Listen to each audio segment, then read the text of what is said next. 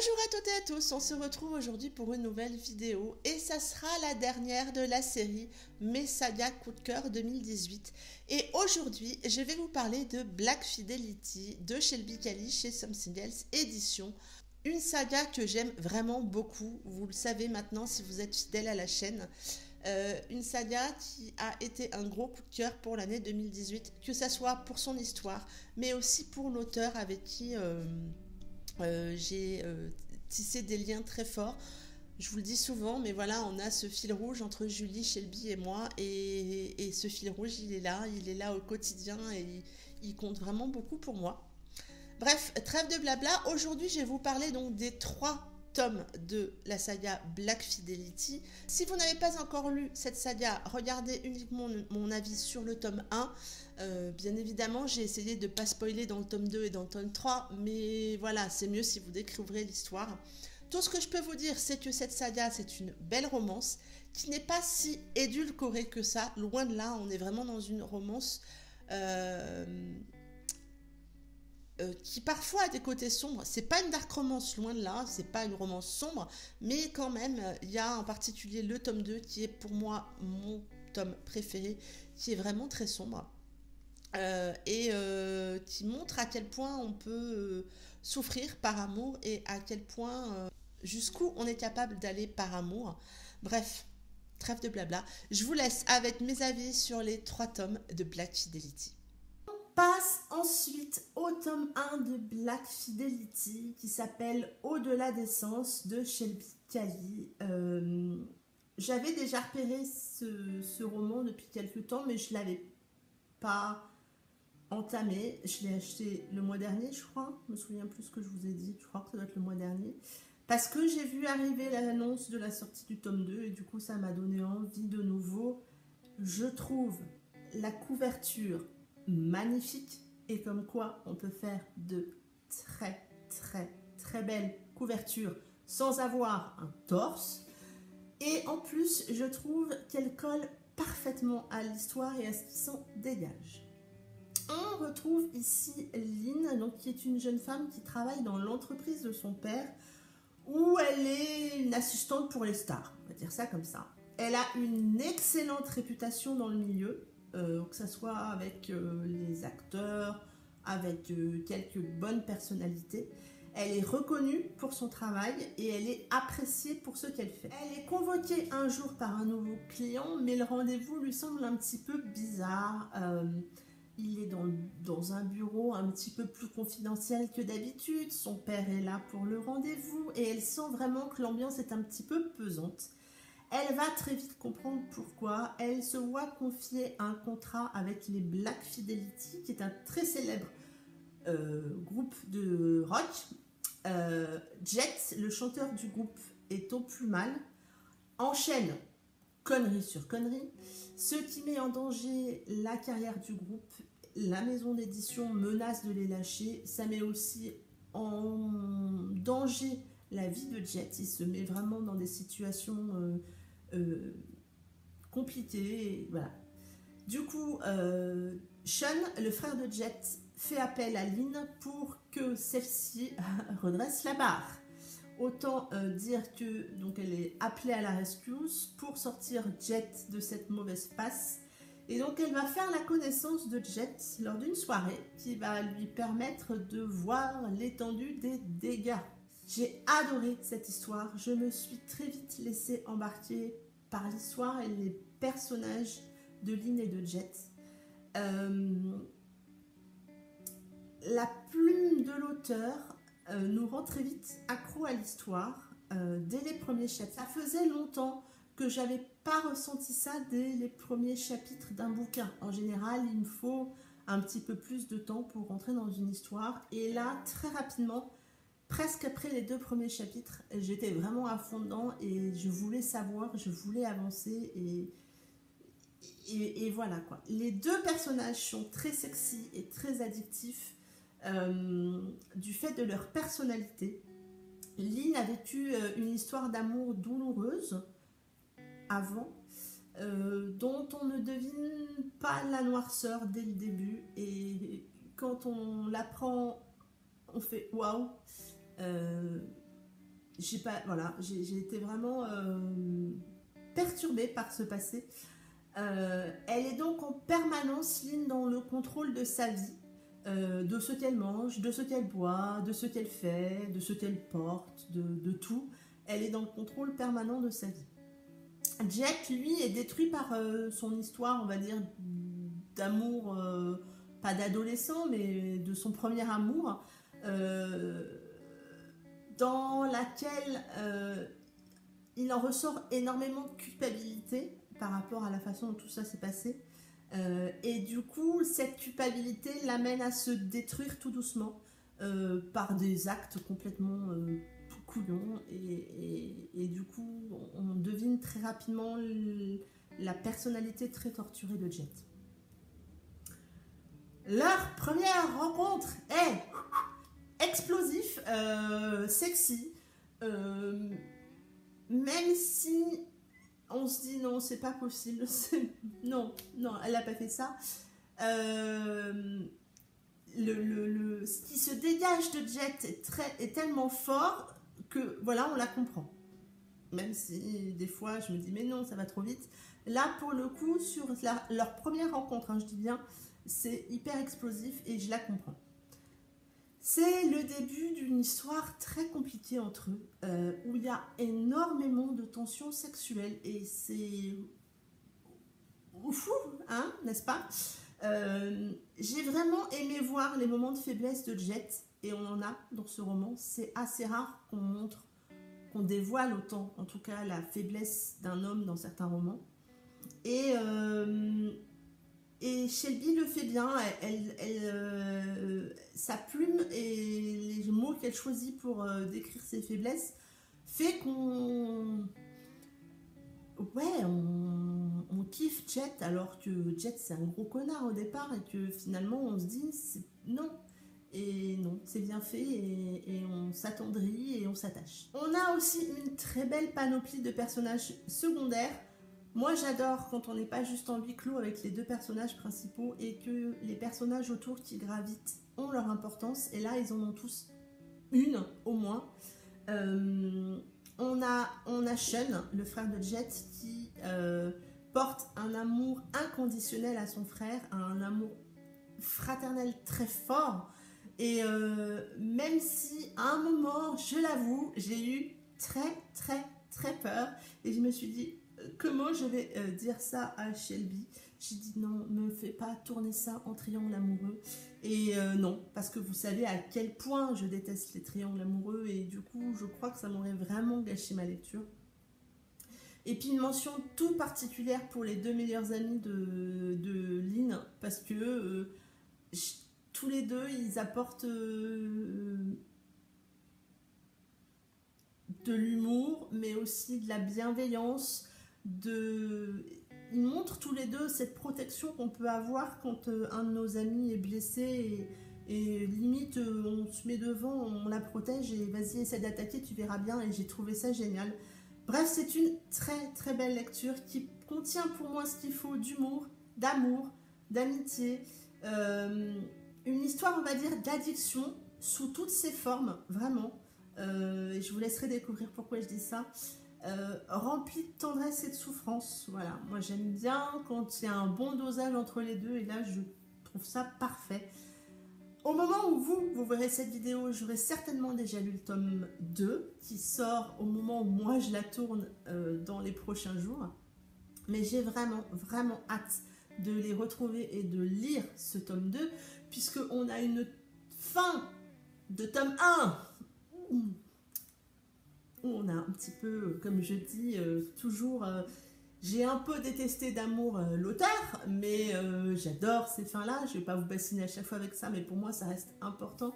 Et du coup, j'ai vraiment hâte de lire ce tome 2, qui est la suite, vraiment, apparemment, de l'histoire de Lynn et Jet, et qui est apparemment plus sombre. Donc voilà, j'ai très hâte. Et j'espère vous avoir donné envie de lire ce roman parce que vraiment, moi, je l'ai beaucoup aimé. Et je lui ai mis la note de 17 sur 20. On retrouve donc ici Lynn qui a accepté de suivre la tournée des Black Fidelity malgré ce qui s'est passé avec Jet. Elle embarque avec eux sur la tournée, mais aussi avec Crystal, l'ex de Jet. Vous sentez là, rien de, le fait de dire le prénom, à quel point la nénette m'a agacée. La cohabitation est bien évidemment compliquée, électrique, que ça soit entre Jet et Lynn, Jet et Crystal, Lynn et Crystal, bref, entre eux trois, c'est très électrique, très compliqué, ça a beaucoup, on va dire, de répercussions sur le groupe et sur l'ambiance, mais Lynn essaye tant bien que mal de faire bonne figure, de rester relativement professionnelle, mais dès qu'elle est seule, elle s'écroule, elle pleure beaucoup, et Sean essaie d'être présent en tant qu'ami pour elle. Vraiment, ça m'a beaucoup touchée. Elle se demande même si elle a bien fait de continuer à travailler pour les Black Fidelity après tout ça. Et voilà, elle est en plein questionnement, en plein doute, en plein désarroi. Voilà, il y a beaucoup de sentiments au début du roman pour Lynn et c'est vraiment compliqué. Crystal n'aide pas. De son côté, elle veut tout faire pour récupérer Jet et elle va utiliser tous les stratagèmes les plus sombres, les plus pourris pour essayer d'y arriver. C'est un tome 2 que j'ai surkiffé. J'avais déjà beaucoup aimé le tome 1, mais j'ai vraiment beaucoup aimé ce tome 2 qui est plus sombre. On rentre vraiment dans des passages très sombres qui est tout aussi addictif et voilà, qui m'a tout autant emporté. La plume de Shelby est toujours aussi addictive, elle a toujours, comme dans le tome 1, cette capacité à m'accrocher tout de suite et à m'embarquer. Il n'y a pas de latence, il n'y a pas de moment où je me suis ennuyée. J'ai tellement plongée dans l'univers de Jet et Lynn que voilà, elle m'a emmenée dans son univers et ça le fait facilement. Voilà. On retrouve une Lynn, je dirais, plus battante, mais aussi plus fragile, parce qu'elle en chie vraiment, Lynn. Elle passe par des trucs compliqués. On va apprendre à mieux la connaître, on apprend aussi son passé, on s'attache beaucoup à elle. C'est quelque chose qui n'est pas systématique dans la romance pour moi. En général, j'ai toujours un petit peu de mal avec les héroïnes. Et là, pas du tout avec Lynn. Elle m'a rarement déçue. Je suis en train de réfléchir, mais je crois que même pas elle m'a déçue. Elle m'a pas agacée. C'est vraiment une héroïne, voilà, comme on les aime et qui en chie vraiment beaucoup. Jet, lui, il est énervant, il est agaçant, mais il est toujours aussi sexy. Il va faire preuve d'abnégation. Ça m'a vraiment pris très très fort au trip. On a envie de le secouer et finalement quand on comprend pourquoi il réagit comme ça, on fond littéralement sur le gars parce que tous ne l'auraient pas fait et moi ça m'a littéralement fait fondre. À la fin du tome 1, si vous vous rappelez, je le détestais, Jet. Voilà, ça restait un mec sympa, sexy, voilà, voilà. Mais à la fin du tome 1, vraiment sur la fin, je le détestais.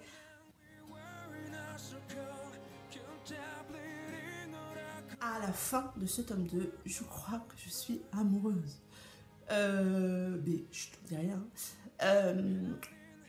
Voilà, il fait preuve de tellement d'amour, tellement d'abnégation. Ce roman, le premier était pour moi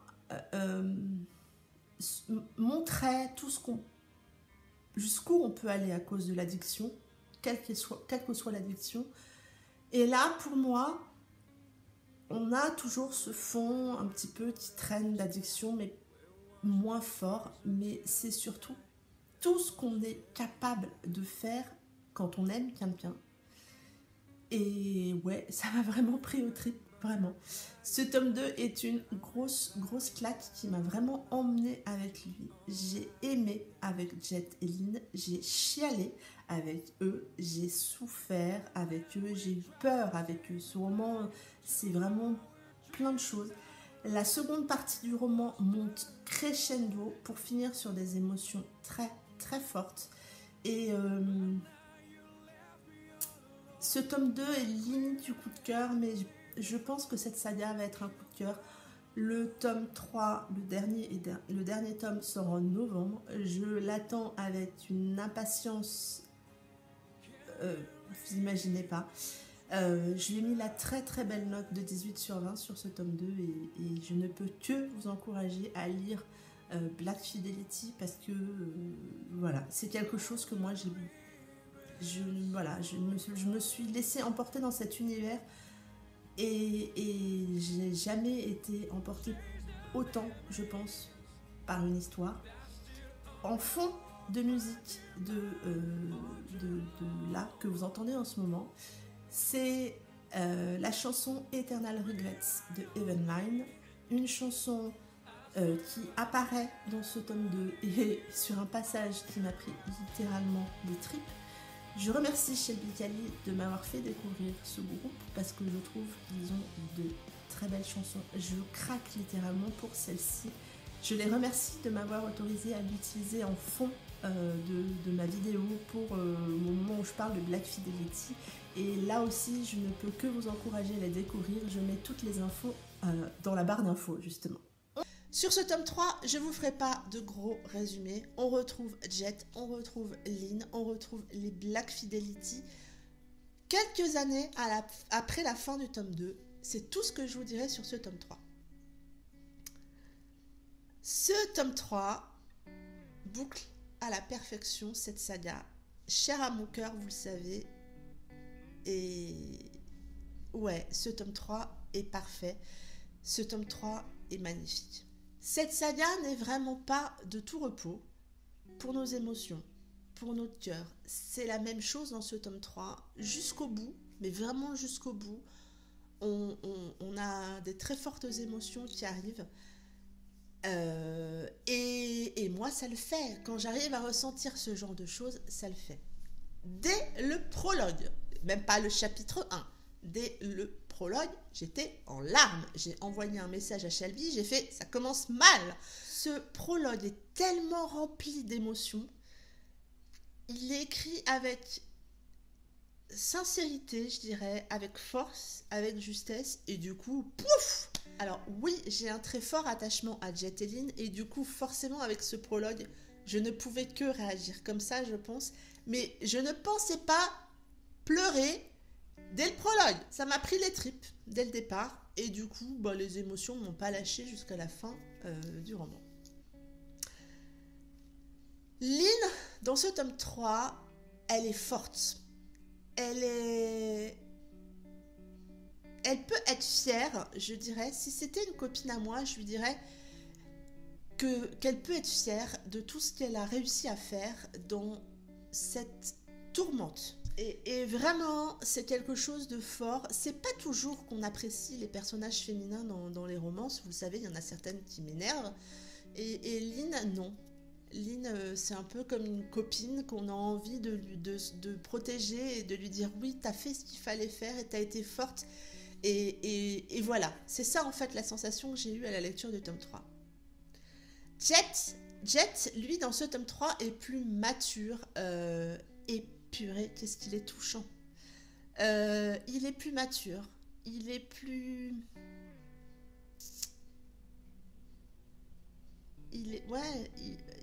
Il assume, il fait ce qu'il faut, il prend les choses en main quand il faut, et forcément, on s'attache forcément. Et toujours, quand tous les deux ils sont ensemble, c'est explosif. Ça l'était déjà avant, mais ça l'est encore dans ce tome 3. Mais, pour moi, il y a quelque chose de plus dans ce tome 3. C'est plus fort, c'est plus sensuel, ils sont plus matures, il y a leur expérience qui les a forgés, ils savent ce qu'ils veulent, ils savent qu'ils doivent profiter de l'instant présent, et du coup c'est quelque chose de vraiment fort dans ce tome 3, c'est ça, c'est explosif, mais c'est plus que ça parce qu'il y a eu 2 tomes avant, parce qu'ils en ont chié, il faut pas le dire le contraire, et que voilà. C'est une trilogie pour moi très très forte en émotion. l'auteur ne nous ménage pas. C'est sombre, c'est noir, c'est dur. Il y a des passages extrêmement compliqués, que ce soit dans le tome 1, dans le tome 2, mais aussi dans ce tome 3. Et le cœur fait le yo-yo. Et c'est réussi pour moi quand on arrive à ressentir ce genre de choses, ça le fait. La plume de Shelby arrive à nous rendre accro dès les premiers chapitres. Que ce soit au début de l'histoire, mais là, dès le prologue, j'étais accro et je voulais savoir la suite. Elle rend les personnages attachants, elle les rend attachants malgré des quantités de défauts et de qualités. Surtout de défauts, parce qu'en général, quand ils ont trop de défauts, ils sont pas forcément attachants. Là, ils le sont. Franchement, quand on voit Jet au départ, oui, il a quand même beaucoup de défauts. Il est attachant, le gars. Dès le départ, il est attachant. On a aussi des personnages secondaires forts qui ont leur importance dans l'histoire. Pour moi, c'est ça qui fait la force d'un personnage secondaire, c'est qu'il n'est pas là pour être là parce que c'est pas un huis clos. Il est là parce qu'il apporte des choses importantes. Et là, il y en a beaucoup qui apportent des choses importantes. Et c'est aussi ce qui fait que ça crée un univers vraiment réaliste, qui fait qu'on a envie d'être avec eux et qui fait qu'on accroche. Dans ce roman, on a de l'amour, on a de l'amitié, on a de la fraternité, on a des rires, on a des pleurs. On a des fortes émotions jusqu'au bout du roman. Moi, je lui ai mis 19 sur 20 à ce tome 3. Vous savez à quel point cette trilogie est importante pour moi. Ça sera certainement un de mes coups de cœur 2018. Et au-delà de cette histoire qui est magnifique et que moi, j'ai adoré, c'est toute l'amitié qui ressort de Black Fidelity. Ce fil rouge qui me tient à cœur. Message personnel. Je vous kiffe, les filles. Ça en est tout pour cette vidéo. J'espère que cette série de vidéos vous aura plu. Dites-moi tout en commentaire, même si vous avez des idées, dites-moi tout. Même si j'ai quelques idées de vidéos qui doucement se concrétisent dans ma tête. Vous verrez ça prochainement sur la chaîne, je pense. En attendant, je vous souhaite une très belle semaine, de très belles lectures et je vous dis à très bientôt pour une prochaine vidéo. Bye bye!